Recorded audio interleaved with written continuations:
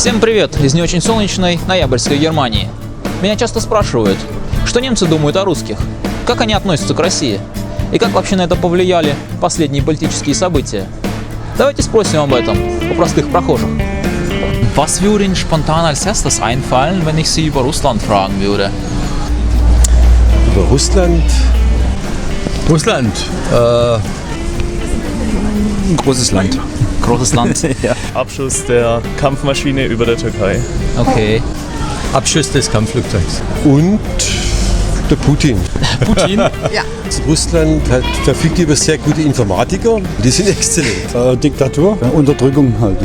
Ja, in der Tendenz korrupt, Korrupt. Und zum Teil. zum Teil ist es irgendwie mit dem Land verbunden, mit den Leuten an sich oder? Ja, jetzt hat den Ukraine-Konflikt, wenn Sie den sehen, als Beispiel. Da würde ich das so einstufen, ja. Gestern die Türkei russische Flieger abgeschossen hat. Vielleicht noch was? Die Fußball-WM, die nächste ist in Russland. Wodka. Stereotypisch mit Wodka belegt. Ja. Ist da was dran? Ja, also bei den Leuten, wo ich kenne schon, ja. Die können gut trinken. Ich war einmal in Russland. Ich war bei wissenschaftlichen Arbeiten. Die wissenschaftlichen Mitarbeiter sind sehr gut. Ich bin Indier und ich hatte kein Problem in Russland. Aber die kann man sagen, im Hotel oder im Taxi, die Menschen waren etwas aggressiv. Ich sage, Russland ist nur für russländische Menschen, nicht für die Ausländer. Ja. Okay. Ja. Dass halt der Putin durch seine Politik ziemlich in der Kritik steht, also in unseren Ländern, weil es ein bisschen, sagen wir mal, rechtsradikal angehaucht ist. Okay. Wenn Sie die Möglichkeit hätten, zu Putin eventuell privat zu sprechen, Ja. vielleicht beim Kaffee oder beim Bierchen, was würden Sie ihm sagen? Das war eine gute Frage. Vielleicht einen Vorwurf machen oder loben oder was auch immer.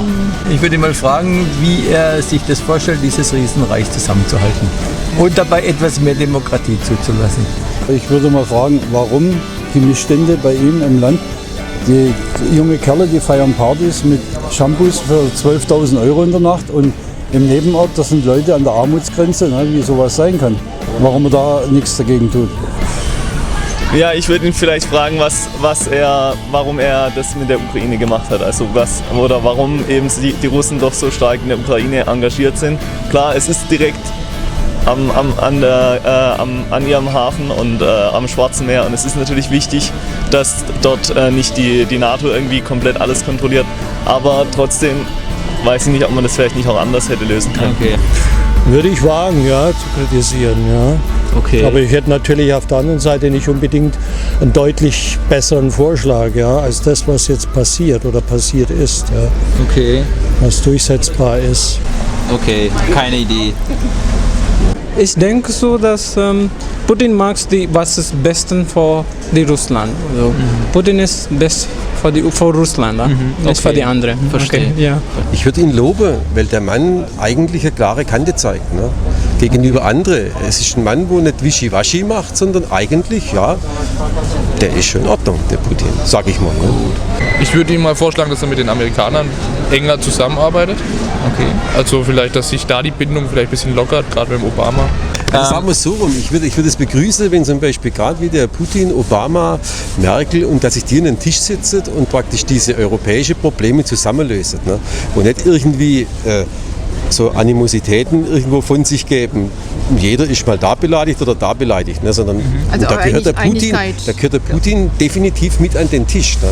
Wie finden Sie Russland und die Russen im Allgemeinen?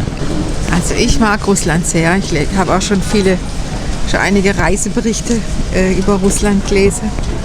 Wir haben auch Kontakt mit Leuten, die aus Russland kommen. Aber zum Land Russland? selber kann ich nichts sagen. Aber ich bin Nee. grundsätzlich positiv eingestellt. Ja, wir lieben auch die Atmosphäre in Russland. Russland hat so eine besondere Atmosphäre, vielleicht wegen der Kälte. Vielleicht die Kälte kann es vielleicht ausmachen, aber was mich auch immer wieder, die Leute sind auch sehr leidensbereit. Das bewundere ich, muss ich sagen. Und andere Völker nicht so, habe ich den Eindruck, wenn man so die Geschichte anguckt von Russland. Ich finde, Russland ist ein schönes Land. Also ich habe kein Problem mit denen. Ich kenne auch ein paar, wo aus Russland kommen. Und ja. Positiv. Positiv. Ja. Okay. Ich habe russische Freunde, also ich habe da gar keine Vorurteile, nichts. Also es sind ganz normale Menschen wie wir. Einfach, weil ich eine russische Freundin habe, ist es relativ einfach sehr nett. Sehr nett. Schön. Über die Russen in Russland weiß ich eben leider nicht so viel. Also ich persönlich kenne auch einige Spätaussiedler und auch Leute oder auch andere Russen, die jetzt ja hier in Pforzheim leben. Und gut, klar, man kann natürlich nie von den Leuten auf das ganze Volk schließen, aber ich komme mit denen allen gut klar. Wie ist Ich habe Arbeitskollegen, die Russen sind ganz passable Kerle, also ich habe kein Problem damit. Ich habe guten Kontakt mit den Leuten. Aber ich meine, was da drüben ist, ist wieder was anderes, wie die, wo hier sind. Ja. Weil das sind ja auch praktisch Flüchtlinge, die auch aus dem Land abgehauen sind oder ausgewiesen wurden, ich weiß es ja nicht.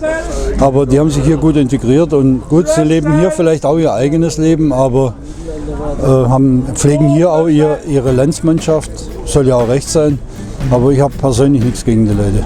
Okay. Ich kaufe ja auch im Russenladen ein. Es ist bestimmt ein Volk mit Tradition und mit Herz und Gefühl, ja. Aber das Volk wurde ja über Jahrzehnte, Jahrhunderte unterdrückt oder wird zum Teil auch heute unterdrückt. Okay. Was denken Sie, gehört Russland und die Russen zu Europa? Also Sie können es ja gut vergleichen. Sind die Russen Europäer? Nee, ich finde eher nicht. Nein, eigentlich nicht. Ich glaube, die sind so ein bisschen eine eigene Kultur. Ja. Eigene Kultur? Ja. Okay. Ich würde sagen eher europäisch. Ja, wenn man sich so die Geschichte anguckt, ich würde sagen, früher gab es doch gerade über diese ganzen Herrscherhäuser sehr viel mehr Beziehungen zum westlichen Teil Europas als in den Osten. Ja, finde ich auch mehr europäisch. Nee, ganz sicher, Okay. nee. Und warum? Was? In Russland ist etwas anderes. Okay. Europa. Die gehören allemal zu Europa, die Russen. Ne? Allemal. Ne?